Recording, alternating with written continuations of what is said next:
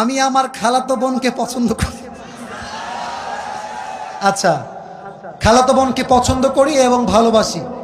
আমার খালাতো বোন আমাকে ভালোবাসে না, ভালোবাসে নাকি আমি জানি না, কিন্তু মাঝে মাঝে আমার খালাতো বোনের সাথে কথা বলি এবং আমি আমার খালাতো বোনকে বিয়ের প্রস্তাব দিয়েছি। আমার জানা মতে মাশাআল্লাহ, কে বলল রে, তুই নাকি রে? আচ্ছা বাবুরা, আমি আমার খালাতো বোনকে বিয়ের প্রস্তাব দিয়েছি। আমার জানা মতে খালাদের ফ্যামিলির সবাই আমাকে পছন্দ করে। আচ্ছা, খালু আমাকে পছন্দ করেন না। আমি আমার বাড়ি থেকে প্রস্তাব দিয়েছি, তারা বলছে আমার খালাতো বোন তাকে মাওলানা পাস করে, বাবারে বাবা, মাওলানা পাস করিয়ে বিয়ে দিবে, কনফার্ম জান্নাতি, মাশাআল্লাহ। আমি তো চাচ্ছিলাম এখনই বিয়ে করি।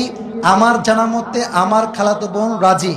এখন মূল কথা হচ্ছে সে কি করবে, এই হচ্ছে তার মূল প্রশ্ন। সে আদৌ বিয়ে করবে নাকি করবে না। Even the most interesting matter is সে তার বয়স, ঠিকানা, কয় নাম্বার সন্তান, তার বয়স কত, মেয়ের বয়স কত, 14 গোষ্ঠী লিখে রেখে দিয়েছে এখানে। আচ্ছা, okay okay, let me share with you one thing. আমি কোনো বিরক্তিকর কথা আপনাদেরকে বলতে চাই না। দেখেন, 1.5 ঘন্টা এতগুলো হাদিস বললাম, এত ঘটনা বললাম, আয়াত বললাম, তাওয়াক্কুল বললাম। দেখবেন, মাইন্ড করবেন না, এগুলো বেশি একটা ভাইরাল হবে না। এই যে প্রশ্ন পড়লাম, এইটাই কালকে কয়েক কোটি মানুষ দেখে ফেলবে। তার মানে বাঙালি ভালো জিনিস খায় না, যত আউল ফাউল সব বাঙালিরা খায়, ঠিক কিনা বলে? তবে যেহেতু সে প্রশ্ন করেছে, উত্তর দিচ্ছি। প্রথম কথা হচ্ছে, বিয়ের বয়স হয়েছে, বাপ মাকে বুঝাবা প্লিজ, মুঝে শাদি করনা है। ভালো ভালো বলছি, বিয়ে দিয়ে দাও। নয়তো যদি না মানো, যদি আমি দেখি আমার চরিত্র নষ্ট হচ্ছে দিন দিন, আমি সবাইকে বলবো বিয়ের জন্য যদি বাপ মা রাজি না হয়, নিজে বিয়ে করবা, পরে গিয়ে বাপ মাকে বলবা বিয়ে করে ফেলেছি, যা করতে চাও করো, আই ডোন্ট কেয়ার।